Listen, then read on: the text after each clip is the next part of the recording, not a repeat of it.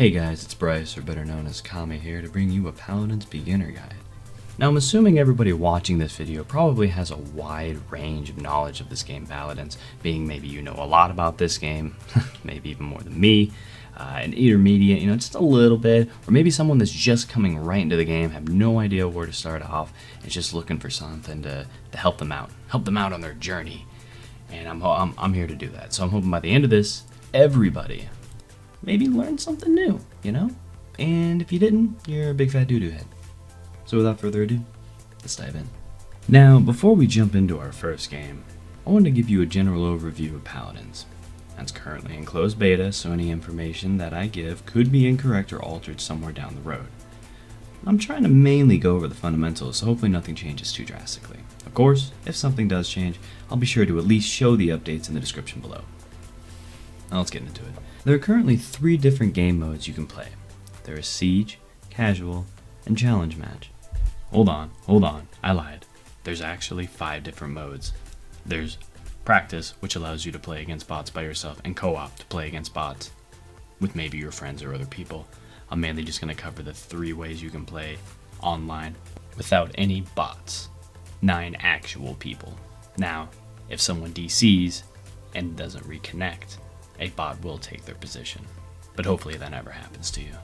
I'll go over Siege first, since Challenge Match is essentially the same thing, only played with 2 teams that consist of a 5-man party.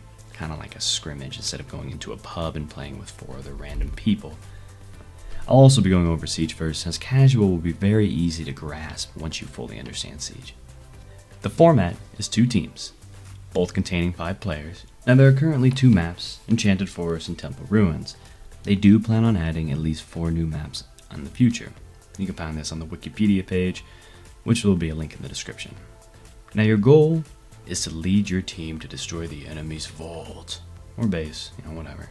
But alas, there are these damned gates blocking your path to get there. 2 to be exact. I know what you're thinking. Do a 5-man head stack to get over these gates and ninja in and chip away at their vault.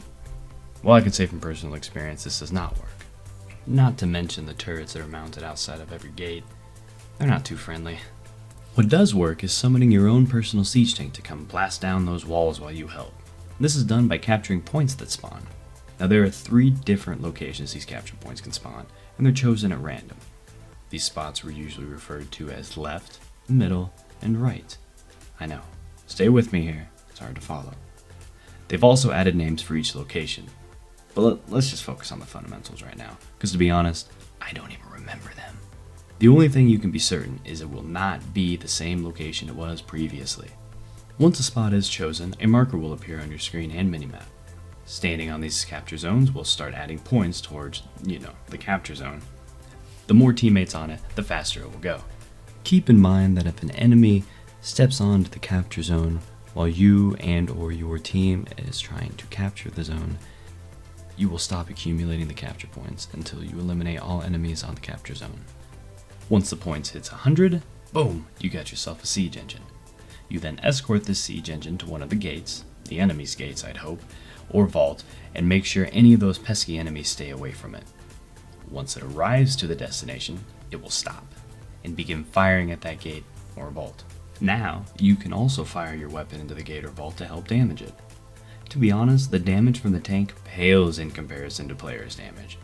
The only thing you need to remember though is that you cannot damage the gate or vault unless the tank is first attacking it. When a tank destroys a wall, it will automatically self-destruct and a countdown will start for a new point to spawn. This whole self-destruct thing was implemented so if a team gets an early lead, they couldn't just steamroll the enemies without giving them a chance. Now, what if an enemy captures the tank before you do? What do you do? Well, obviously your goal is to destroy that enemy tank before it gets to one of your gates or vault and destroys it.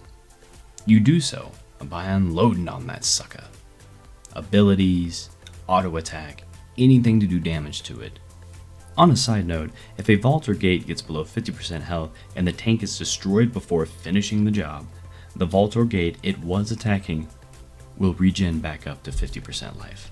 The rest is rinse and repeat, but balancing when to capture points, attack gates, kill enemies, retreat, etc. requires a lot of teamwork and communication.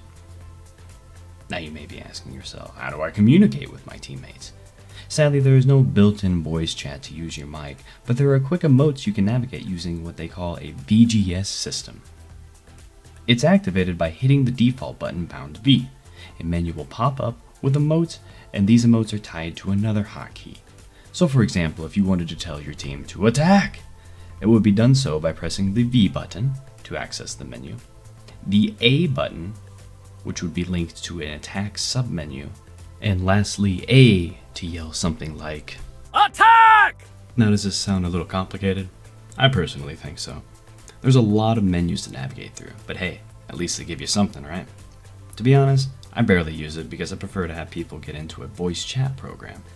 But if you don't have anybody, then this is your only option. Or you can come play with me! Oh yeah, you can also type. Hit the enter button, type some words, hit enter again. It works. By the way, quick shout outs to Timmy from data mining all of the Paladins voices, like, the 2 voices you just heard. You can find the Reddit post link in the description below. He's a pretty awesome dude. Now, I mentioned before that I would go over the 2 other modes, being casual and challenge match. Like mentioned, challenge match has identical gameplay to Siege, but the only difference is it can only be done with a full party of 5. Everybody wants to live how they wanna live. Once in the challenge match menu, you can either create a match and wait to be challenged, or to see if there's any other teams already waiting to be challenged. It's kind of a bummer really, since you can't actually play games while waiting, but there is an actual official Discord server. Discord is voice communication software, so you can find opponents while playing some games in, Siege or casual mode to warm up. I personally prefer this method. By the way, if you're interested in the link to the Discord server, it will be in where? That's right, the description. Woo! Lastly, we need to discuss the casual mode. Now, casual mode is split up into 2 different game types, Siege Tank and Capture Mode. In Siege Tank mode, there are no capture points, and a random team is selected to have a Siege Tank spawn at one of the capture points, that you would normally capture. But there's no capture points. I want to make sure I stress this. And you either are attacking or escorting the tank. The primary difference is when a gate is destroyed, the Siege Tank will keep on trucking through until it is destroyed. The other casual mode is Capture Mode. This means no Siege Tank, and the first team to capture 5 points wins the game. I personally am a fan of these. Well, I don't mind the capture point only mode. The problem is though, when you choose casual mode, it randomly decides which one it wants to give you. And I always get the Siege Tank one, and I'm definitely not a fan of that. So let me be honest with you. Through the process of making this guide, I realized that the amount of content I wanted to cover in one video was too much. So I'm going to cover 2 more topics, and then you can be on your merry way. These 2 topics being basic UI and brief champion overview. Woohoo! The remaining topics like leveling in game, your account, champion mastery, crafting decks, explaining cards and how to acquire them, what I may eat for dinner tonight, etc. will all be covered in the second part of my guide. So, let's jump into the basic UI. There will be 3 different pictures shown, and although the UI will look very similar in all these 3 pictures, they represent 3 main points your UI will alter slightly. Now these 3 main points are waiting for a capture point to spawn, capturing a point, and after a tank is spawned. This first one here is me waiting for a capture point to spawn. First, let's cover the part of the UI that never changes. Up in the top right is your minimap. It shows locations of capture points, siege tanks, allies, and you. On the bottom right, you'll see cards. You get a new one for every level, and your level is shown right here. There's also a health and damage percentage, which is decided on which card you choose for every level. Of course, you have no idea what I'm talking about, because all of this information will be covered in the second part. So let's just move on. The bottom left has your HP and skills. The default binding for these skills are Q, E, F, and left shift. That's for your mount. What your abilities do depend on your character and will be explained during the champion overview. Right above your health is the chat box to read messages said by typing or the VGS system. The top left is your allies and their HP. Right here at the very top middle section of your screen shows your teams and enemies gate and vault HP. yours being the blue ones and the enemies being the red ones. The outermost icons are the first gates, followed by the second gate, and then the vault, and that's the circle. When they are damaged, the color will disappear on the icon to display its remaining HP. So a half HP would be a half colored circle or gate, whatever.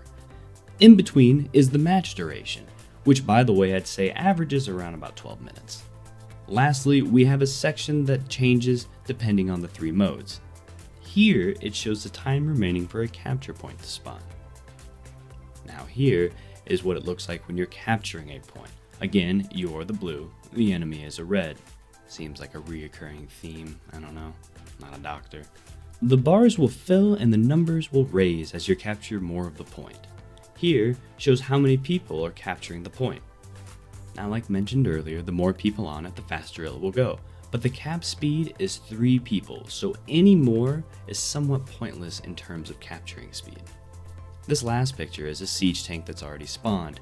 Here is a siege tank's current life, and as you can see, it's attacking the enemy's first gate. Here shows the gate's current HP. It's about to die. And here you can see I'm extremely cool.